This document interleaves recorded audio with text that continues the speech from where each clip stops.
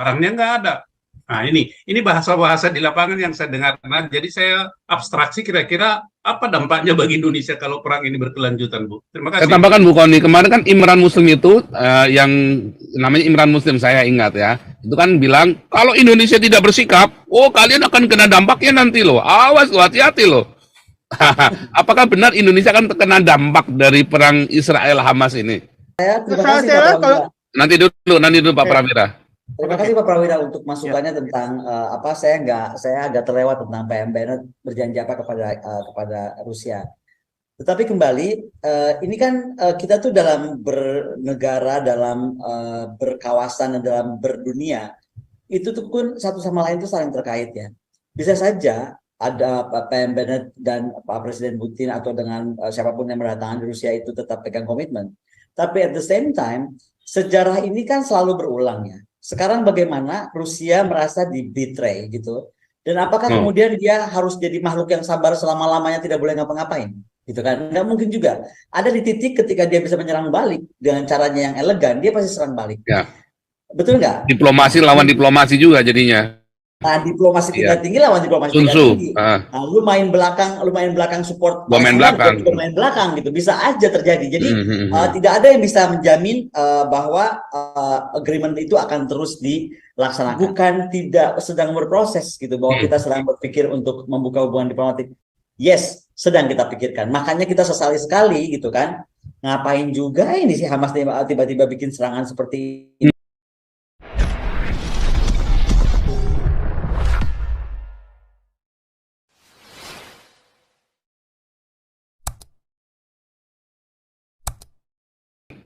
Oke, ini kita ada 3 orang, tapi saya berharap ini orang-orangnya mau tampak muka dong. Iya, kalau nanya tampak muka apa?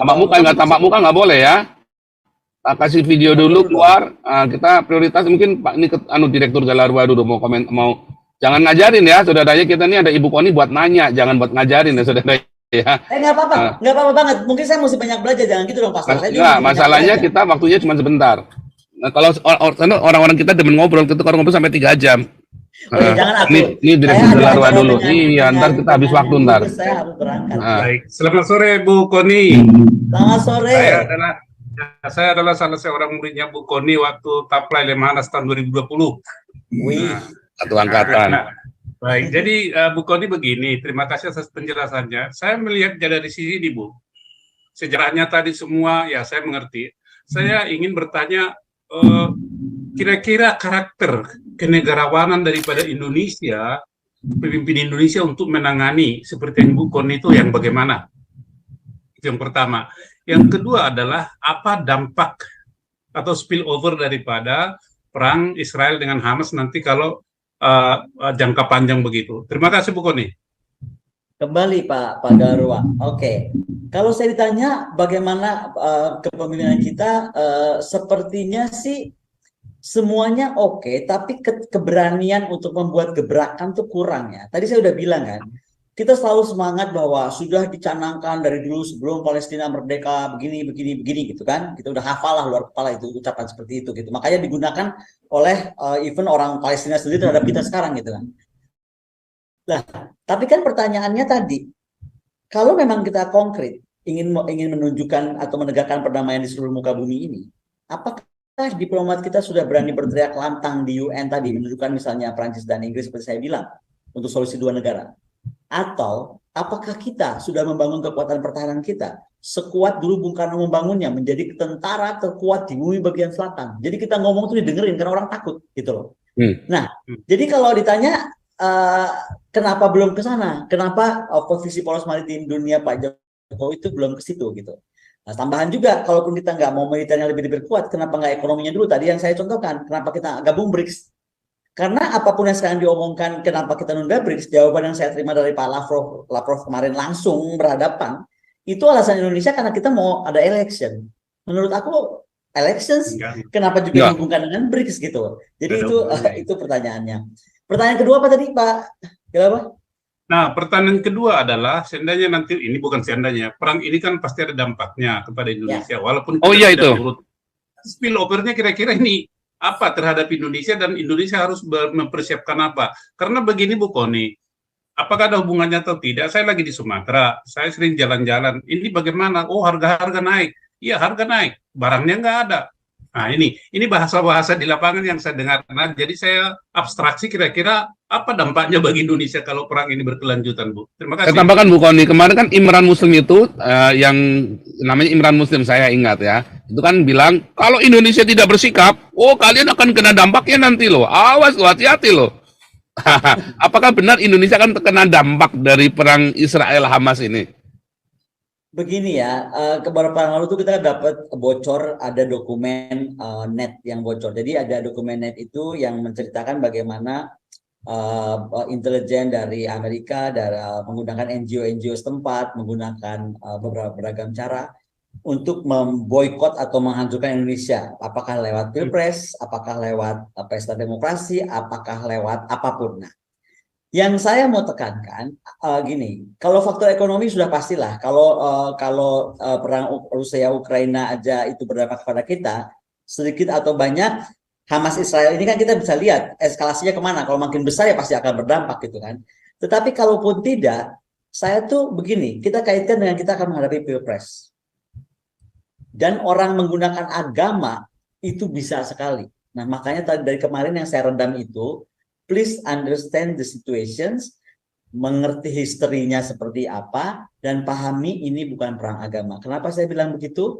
Karena yang saya khawatirkan operasi net itu betul-betul akan menggunakan semangat semangat agama, semangat kebencian, ya kan? Seolah-olah ini waktunya umat Islam menghajar Kristen, kira-kira begitu kan? Atau menghajar Yahudi. Nah, ini yang mesti tidak boleh terjadi. Jadi yang saya lebih pikirkan dampak itunya, Pak, bukan yang lain-lainnya sih bisa kita ini. Tapi yang kita mesti persatukan rakyat kita ini, Indonesia ini adalah tadi tidak mudah di-drive untuk kemudian mendorong kita menjadi perang saudara. Gara-gara perang di mana kita jadi perang saudara kan stupid banget kan, betul nggak? Ya, ya. Ya, Ya, ya mereka yang perang, kita yang ribut.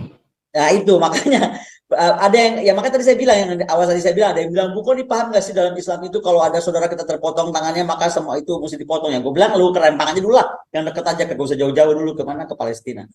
Gitu. Ada pertanyaan lain? Ini Verdoven, silakan Verdoven.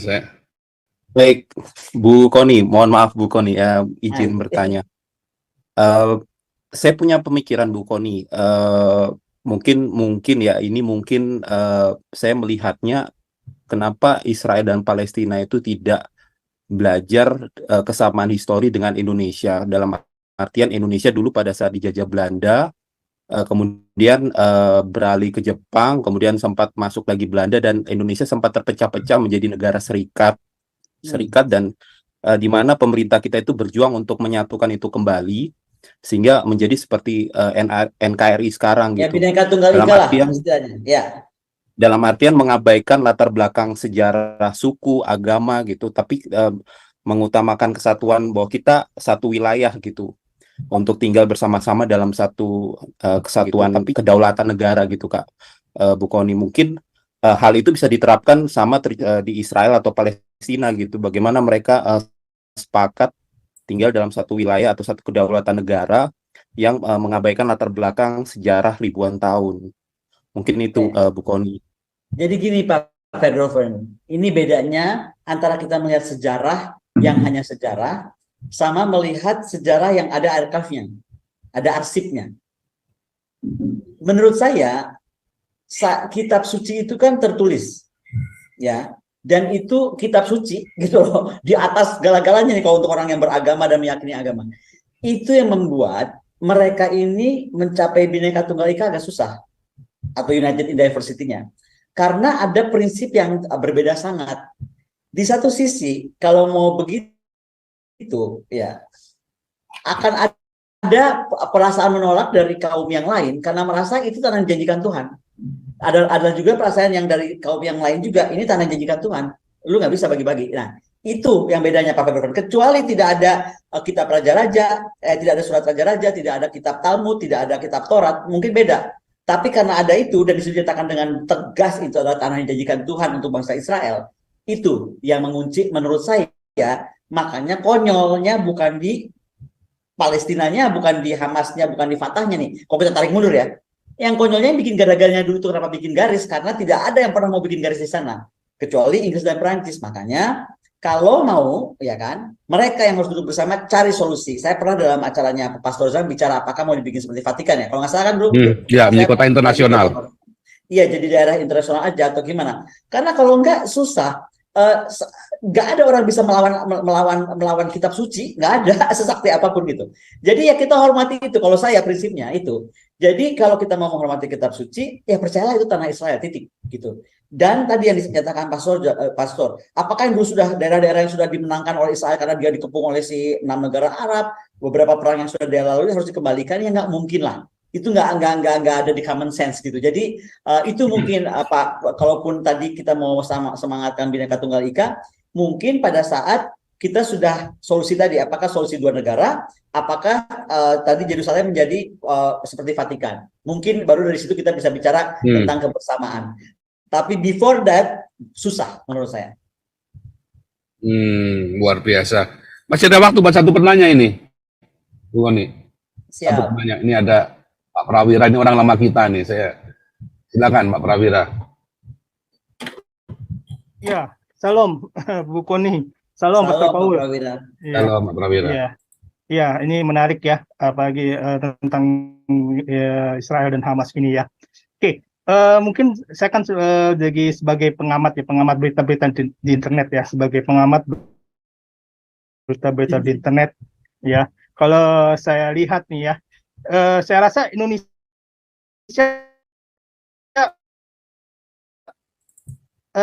terlambat ya, harus punya hubungan diplomatik terhadap dua negara tersebut, gitu loh. Bukan hanya diplomatik terhadap Palestina doang. Kalau hanya diplomatik terhadap Palestina doang kan dia cuma dapat informasi satu sumber, bukan dua sumber, gitu loh. Jadi itu terlambat. Karena kenapa saya bilang terlambat? Mestinya sebelum kejadian rakyat warga Israel ini dibantai oleh Hamas ya.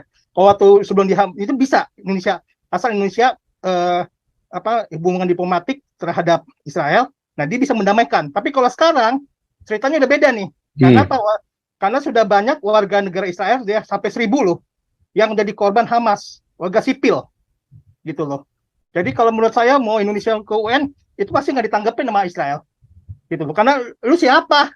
Lu aja nggak hubungan diplomatik sama saya kok, gitu loh. Nggak hubungan diplomatik sama saya. Kalau beliau hubungan diplomatik, nah mungkin oke lah ini. Tapi ini udah nggak hubungan diplomatik, ya kan? Sekarang warganya dia sudah banyak yang jadi korban warga sipil.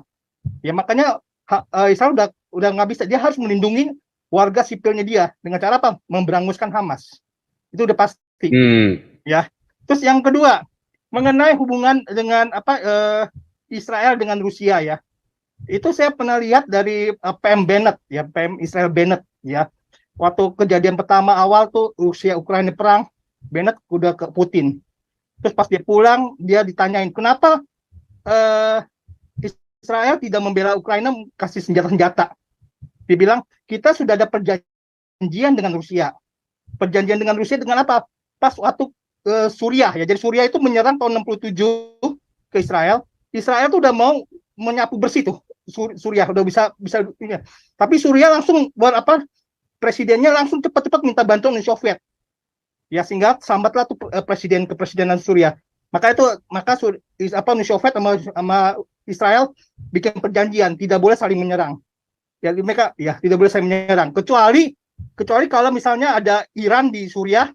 Nah, itu boleh tuh si Israel tuh menyerang Iran di Suriah itu. Ya kan karena kan itu musuhnya udah Iran tuh benar-benar mau menyerang Israel kan. Makanya Israel boleh menyerang Iran di Suriah. Jadi makanya kita bisa lihat Israel itu tidak mengasih senjata ke Ukraina. Tapi dia hanya membantu medicalnya, yang pembantuan kemanusiaannya seperti itu, bantu kemanusiaan dan gitu. Jadi udah istilahnya sudah kerjasama, udah ada perjanjian tertulis, seperti perjanjian tertulis antara Rusia dengan Israel gitu. Jadi tidak boleh saling menyerang, tidak boleh saling menyumbangkan senjata. Seperti itu yang saya tahu ya. Itu dari PM Bennett yang langsung ngomong begitu. Ya, PM-nya Israel waktu dia jadi waktu datang ke sana kemarin ya, bagus. Ya, gimana tuh bukan itu? Tahun lalu. Ya, Kalau apakah lalu benar apakah nanti Rusia ini akan ikut atau tetap akan konsisten dengan itu, dengan agreement berdua mereka? pasti, Terima saya kasih Pak kira kalau Prawira. Nanti dulu Pak eh, Prawira. Terima oke, kasih Pak Prawira untuk ya, masukannya tentang saya agak terlewat tentang PM Bennett berjanji apa kepada Rusia. Tetapi kembali ini kan kita tuh dalam bernegara, dalam berkawasan dan dalam berdunia itu tuh pun satu sama lain itu saling terkait ya. Bisa saja ada Pak PM Bennett dan Pak Presiden Putin atau dengan siapapun yang berdatangan di Rusia itu tetap pegang komitmen. Tapi at the same time sejarah ini kan selalu berulang ya. Sekarang bagaimana Rusia merasa di betray gitu. Dan apakah kemudian dia harus jadi makhluk yang sabar selama-lamanya tidak boleh ngapa-ngapain? Gitu kan? Nggak mungkin juga. Ada di titik ketika dia bisa menyerang balik dengan caranya yang elegan, dia pasti serang balik. Ya, Betul nggak? diplomasi lawan diplomasi juga jadinya. Nah, diplomasi tingkat Iya, tinggi lawan diplomasi Sun tingkat Tzu. tinggi. Nah, lu main belakang support Gua main Palestina, belakang. juga main belakang gitu. Bisa aja terjadi. Jadi Mhm. tidak ada yang bisa menjamin bahwa agreement itu akan terus dilaksanakan. Kembali tadi saya cuma mengingatkan aja apa ya? Saya hanya berharap siapapun yang sekarang sedang mengganggu Israel, terutama Hamas ini, paham betul bahwa Israel ini adalah negara yang survive dalam ribuan perang, dalam ratusan perang. Dan kalau kita mau lihat misalnya dari event di 1881 aja, dari mulai First Aliyah, Second Aliyah, itu kemudian dia 50 tahun juga diganggu dari Third Aliyah, Fourth Aliyah, ya kan? Bagaimana First Arab-Israel War, kemudian bagaimana Second Israel War, tambah lagi 50 tahun ketika Lebanon War, Palestinian Intifada, Intifada Palestina 3 kali kalau nggak salah kan? Dan bagaimana kemudian ada ancaman, jangan salah, Israel juga pernah mengalami ancaman dari Turki, Egypt misalnya kan waktu itu. Dan kemudian waktu Trump mendeklarasi Jerusalem capital Israel itu jadi ramai juga kan. Jadi udah banyak gitu, udah banyak yang dilewati sehingga saya kok ingin Indonesia ini punya pemimpin yang mampu menggebrak dunia. Karena kita itu menurut saya Presiden Jokowi sudah banyak bikin kejutan loh, udah keren banget, ya kan? Stand up-nya gitu. Nah, maksud saya untuk niat kita menyelesaikan isu ini harusnya kita lebih firm aja ya. Dalam artian jelas kita nggak bisa secara militer, jauh lah. Kalau secara militer kita bisa pulau-pulau kita aja dulu kita balikin gitu ya. Nah, tapi kalau tidak gitu kan, maka secara diplomasi kita harus mampu. Kalau kita bisa bikin UNCLOS itu dihormati seluruh dunia oleh diplomat-diplomat kita loh. Dari bagaimana TZN kawahnya 3 mil laut, kemudian jadi 12 mil laut, ya kan? Sekarang jadi seluruhnya punya Indonesia. Itu kan nggak main-main dan itu direspek dunia. Ya. Dari kejadian UNCLOS ditetuskan oleh Kementerian Luar Negeri kita, oleh diplomat kita, belum ada lagi gebrakan apa. Nah, menurut saya ini juga menjawab pertanyaan tadi. Terus terang aja mungkin nggak bisa saya umumkan secara formal, tetapi kami itu bukan nggak melakukan sesuatu. Jadi kami itu dengan Lemhanas, dengan Wantanas itu sudah juga mengkaji bagaimana kalau kita akan buka hubungan diplomatik dengan Israel. Karena sama yang seperti Bapak tadi sampaikan, bagaimana kita mau mendamaikan dua pihak, kalau satu pihak kita nggak kenal, ngobrol pun tidak pernah gitu. Jadi bukan tidak sedang berproses gitu, bahwa kita sedang berpikir untuk membuka hubungan diplomatik. Yes, sedang kita pikirkan. Makanya kita sesali sekali gitu kan. Ngapain juga ini sih Hamas tiba-tiba bikin serangan seperti ini dan itu akan membuat jadi tadi Abraham Accord itu udah bagus kan. Ini kan bisa jadi step mundur dari Abraham Accord. Betul nggak? Ya. Karena udah mulai suara-suara yang ngomong tuh Abraham Accord itu cuma basa-basi aja lah. Lupain lah. Itu. Wah, gitu kan. Padahal itu kan pencapaian yang luar biasa yang dicapai oleh mantunya Trump. Nah, maksud saya berharap ini segera diakhiri. Saya berharap selesailah pertempuran ini dan kita duduk bersama, dunia ini kemudian duduk bersama dan betul-betul niat menempatkan UN sebagai organisasi yang harus mampu menyelesaikan. UN ini PR-nya banyak gitu. Iya kan? Pertama misalnya tentang bagaimana menjadikan ini solusi dua negara atau solusi negara internasional atau area internasional, whatever lah yang mau dipilih ya. Yang kedua, coba contoh Taiwan. Taiwan ini kan juga dianaktirikan terus. Dia ini negara apa bukan? Ini kita ini di dunia ini one China policy atau dua China policy. Ada hal-hal, beberapa hal yang kita mesti nuntut mereka ini lebih tegas lah gitu. Jadi bukan membiarkan sumber-sumber perpecahan itu ada dan akan memecah kawasan kita. Jadi intinya saya berharap sih ke depan ini kita udah menghadapi Pilpres ya. betul yang Bung Karno sampaikan bahwa kita itu harus punya pemimpin yang paham geopolitik. Apalagi kalau kita kaitkan kembali bahwa masa depan dunia ini harus dipimpin oleh orang-orang yang paham geopolitik, karena ternyata semuanya sangat sangat berhubungan ke sana gitu. Apalagi dengan perubahan konstelasi yang saya sampaikan, G7 dilampaui oleh BRICS itu bukan masalah sederhana. Ini akan menjadi masalah perubahan yang akan membawa banyak turbulensi barunya gitu. Ini terakhir ya,